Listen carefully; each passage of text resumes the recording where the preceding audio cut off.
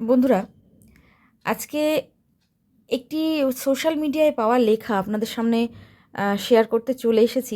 লেখাটা পড়ার পরে আমি হাসবো, কাঁদবো, না আনন্দে নৃত্য করব, নাকি গান করব, নাকি অন্য কিছু করব আমি ভেবে উঠতে পারছি না।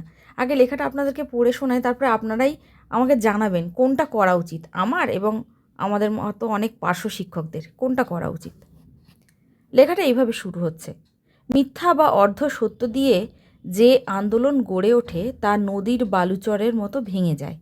2018 সালে প্রায় 6,000 টাকা ভাতা বৃদ্ধির 6 মাস অতিক্রম না করে হোয়াটসঅ্যাপ আর ফেসবুকে যোদ্ধারা মিথ্যা দিয়ে যে ষড়যন্ত্র করে 2019 ও 20 সালে রাজনৈতিক প্রতিহিংসা দিয়ে একটা গভীর ষড়যন্ত্র করে সিপিএম, বিজেপি, এসইউসিআইয়ের মদতে দগদগে ঘা বা ক্ষত তৈরি করেছিল। ভেবেছিল রাজনৈতিক প্রতিহিংসা দিয়ে জীবিকার উন্নতি করবে। যে ক্ষত বিগত 4 বছরে হাজার প্রলেপ দিয়েও সারাতে পারেনি, তার প্রকৃষ্ট উদাহরণ 5ই ফেব্রুয়ারির ভাতা বৃদ্ধি। এখন প্রশ্ন হলো, আপনি যে বা যাদের উদাহরণ দিয়েছেন তাদেরকে ছোট করছি না, কিন্তু কিছু মিথ্যা, কিছু অর্ধসত্য কথা তুলে ধরেছেন, সেটাই তুলে ধরছি। আমি গ্রামে বাস করি। একজন শ্রমিক দিনে 300 ও রাজমিস্ত্রি মাসে 500 টাকায় কাজ করে। এখানে এখানে একটা জিনিস আমি মেনশন করছি আমার দর্শক বন্ধুদের জন্য। এখানে লেখা হয়েছে শ্রমিক দিনে 300 এবং রাজমিস্ত্রি মাসে 500 টাকায় কাজ করে। আমি তো জানি না কোনো রাজমিস্ত্রি মাসে 500 টাকায় কাজ করে কি না। দিনে 300 টাকা সেটা আমি মেনে নিচ্ছি, সেটা হতে পারে, কিন্তু 500 টাকায় মাসে কাজ করে কি জানি, হতেও পারে, গ্রামে হয়তো হয়, আমি ঠিক জানি না। যাই হোক, আবার পড়ছি: তারা মাসে 30 দিন কাজ পায় না, গড়ে 20 থেকে 22 দিন কাজ পায়। এবার হিসাব করবেন, দেখবেন তার দৈনিক মজুরি কত হচ্ছে।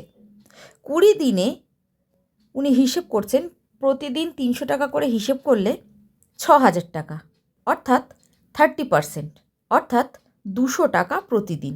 আর আমরা পার্শ্ব শিক্ষক শিক্ষিকারা যারা আছি তারা বর্তমানে প্রাথমিকে পার্শ্ব শিক্ষককে সরকার মাসে দেয়, এই ফেব্রুয়ারি মাসের ভাতা বৃদ্ধির পর, 14,374 টাকা। তাহলে একজন পার্শ্ব শিক্ষক মাসে কাজ করেন কদিন?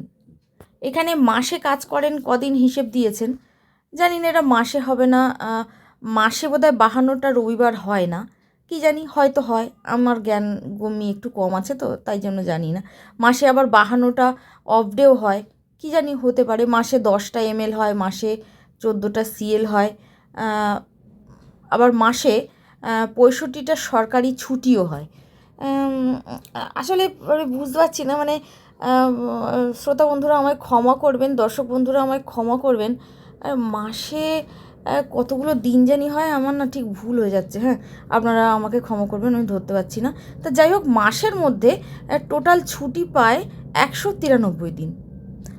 আর মানে ওই লেখা অনুযায়ী অর্ধ দিবস 52 দিন, মানে শনিবারটা, শনিবার মাসে 52টা শনিবারও আছে আবার, সেইগুলো আর কি উনি বাদ দিয়েছেন। তা যাই হোক, ওনার লেখা অনুযায়ী টোটাল ছুটি 193 দিন, অর্ধ দিবস 52 দিন ধরলাম না, যদিও ওই মজুরের অর্ধ দিবস তো দূর থাক, 2 ঘন্টাও ছুটি পায় না।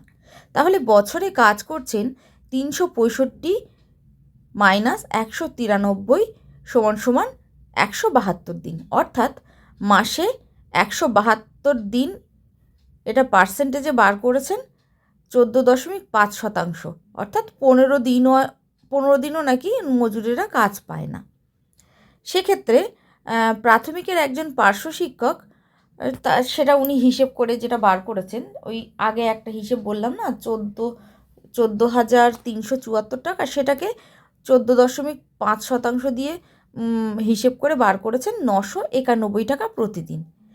এটা হচ্ছে একজন প্রাথমিকের পার্শ্ব শিক্ষকের বেতন। আর ঠিক একইভাবে হিসেব করেছেন আর একজন উচ্চ প্রাথমিক পার্শ্ব শিক্ষক পাচ্ছেন 18,506 টাকা, সেটা 14.5% হিসেব করলে হচ্ছে 1,276 টাকা। ভাবুন, আমরা প্রতিদিন 1276 টাকা করে বেতন পাচ্ছি, কিন্তু কি জানি প্রতিদিন আমার না মাথাটা কেমন গুলিয়ে যাচ্ছে, মানে লেখাপড়া শিখিনি তো ওই জন্য বুঝতে পারছি না। মানে মাসে 52টা রবিবার আছে, মাসে 52টা অফ ডে আছে, মাসে আবার 10টা এমএল আছে, 14টা সিএল আছে, আবার মাসে 65টা ছুটি আছে। তা টোটাল মাসে আমি ছুটি পাচ্ছি 193 দিনে। আবার এখানে কী করে বুঝলাম, মানে টোটাল মাইনেটাই তো বেকার পাচ্ছি, কোনো কাজ না করে পাচ্ছি। যাই হোক, উনি দয়া করে আমাদের 1276 টাকা বুঝিয়েছেন, খুব ভালো কথা। ফলে মিথ্যা দিয়ে ষড়যন্ত্রের জাল বুনবেন না দয়া করে। এরপর একজন লেবার বা একজন শ্রমিক বা মজুর দিয়ে পার্থক্য বোঝাতে যাবেন না। এরপরও বলছি, আমরা যা মাসিক পাই তাতে আমাদের সংসার চলে না, কিন্তু বৃদ্ধির জন্য আমাদের যা করণীয় সেটা আমরা করি না। সব সময় কুটকচালি, গালিগালাজ, মিথ্যা সমালোচনা আর সোশ্যাল মিডিয়ায় বাঘ হতে চাই। বাস্তবে কেউ সংগঠনমুখী হব না, দলের হয়ে কাজ করব না, আর শুধু বলবো সরকার আমাদের উন্নতি করে না। দারুণ চাঁদু, দারুণ ব্যাপার। কেউ শাসকের অনুষ্ঠানে যাব না, দলের প্রচার করব না, আর শুধু বলবো সরকার কিছু করছে না। দারুণ বন্ধু, দারুণ চালাকি। চালাকি দ্বারা মহৎ কাজ হয় না। ফলে বিগত 6-7 বছরের অভিজ্ঞতাকে কাজে লাগিয়ে ঐক্যবদ্ধ হন, শাসকের আস্থাভাজন হতে এগিয়ে আসুন, কারণ বিশ্বাসে মিলায় বস্তু, তর্কে বহুদূর। উনি খুব ভালো কথাই বলেছেন, বিশ্বাসে মিলায় বস্তু, তর্কে বহুদূর। আচ্ছা, লেখাটা কে লিখেছেন সেটা তো আপনারা সবাই বুঝতে পারছেন, নতুন করে আমি আর তার নামটি বললাম না। যাই হোক বন্ধু, আমি তো মানে মূর্খ সূর্খ মানুষ, আমি তো বুঝতে পারছি না এতগুলো ছুটি নেওয়ার পরেও, বসে বসে মাইনে পাওয়ার পরেও কেন যে পার্শ্ব শিক্ষকরা এত আন্দোলন করছে আমার মাথায় ঢুকছে না। আপনারা কি বলতে চান কমেন্টে জানাবেন। ধন্যবাদ।